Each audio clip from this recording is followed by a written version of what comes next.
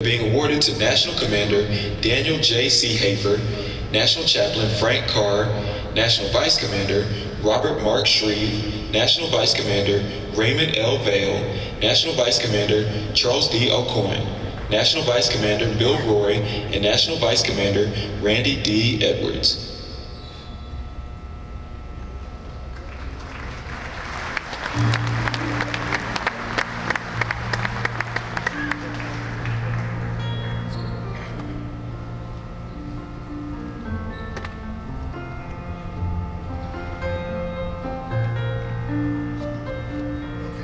Say good morning. So I'm pleased to be up here today with two of my associates. The first is the outgoing department commander of New Jersey, Larry Bishop. And the second is the newly elected New Jersey vice commander, John Brous. And he is accompanied by Sarge, his service dog. Yeah, let's give a shout out for Sarge. So this emphasizes what we're all about at the Chapel of Four Chaplains, and we're just in Philadelphia, across the river from New Jersey, so I try to include New Jersey and Pennsylvania in our presentations here. And I give you greetings from the chapel in the Philadelphia Navy Yard. Notice I said Navy Yard so you know where I stand, except that the four chaplains were Army chaplains, so I can say go Navy and also go Army because I don't lose on that day either. Year after year since 1951 at the chapel, it's been every day has been Veterans Day and Memorial Day. And I have something special to report out this year. Many people always ask me about where the graves of the four chaplains are, where their headstones are at Arlington National Cemetery. Well, the four chaplains, as you know, were lost at sea and their bodies were never recovered, along with 972 other people. But if you go to Chaplain's Hill, as depicted here in Arlington, at the very top of the hill, the names of the four chaplains are among the chaplains who made the supreme sacrifice.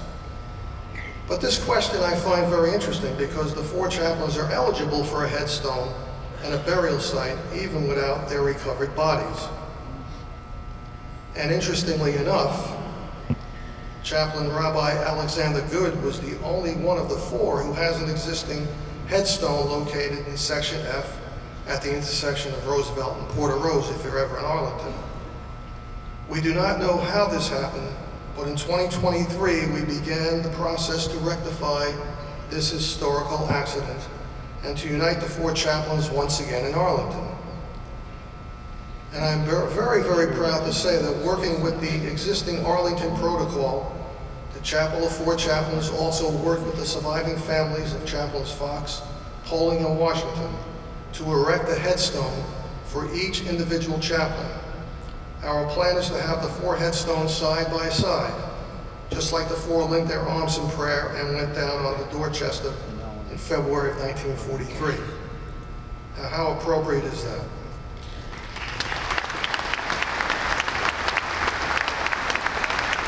So it is our great honor and joy to announce that the headstone for Chaplain George Fox, as you see depicted here, will be dedicated next week, September 4th, at 3 o'clock in the afternoon or 1500 in Arlington National Cemetery. The headstones for Chaplains Poling and Washington will follow in 2025. So please join us if you're in the DC area. That's September 4th. I know a lot of people from Vermont will be there because Chaplain Fox was from Vermont. But you're all welcome. So the legacy of the four chaplains continues here today. And now it's my honor to induct the outgoing National Executive Staff into the Legion of Honor of the Chapel of Four Chaplains. Ordinary people who do extraordinary things in the legacy of the four chaplains, which is selfless service. These people, including the National Commander, who, by the way, is the first chaplain who was the National Commander of the American Legion that I could remember. And you can tell that just by the way he talks. He was a Navy chaplain. Dan C. Hafer is from Wisconsin.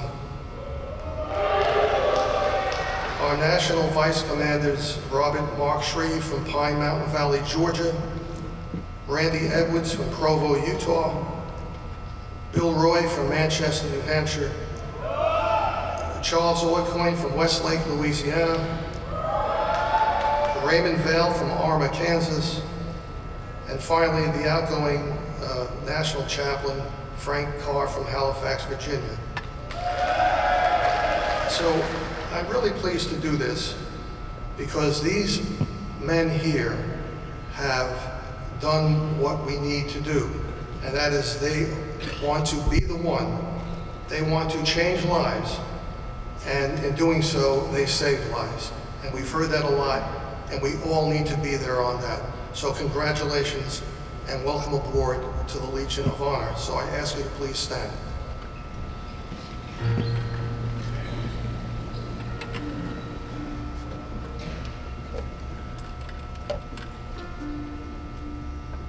So this is the equivalent of a military order, and that's why I'd like everybody to please stand. And this is presented to the outgoing staff in recognition of their lifetime service to all people, regardless of race or faith.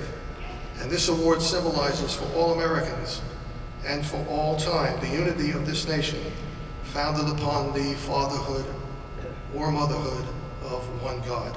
Congratulations, and see you all in Philadelphia. Not for the Army-Navy game, but come and visit us at the chapel. Thank you.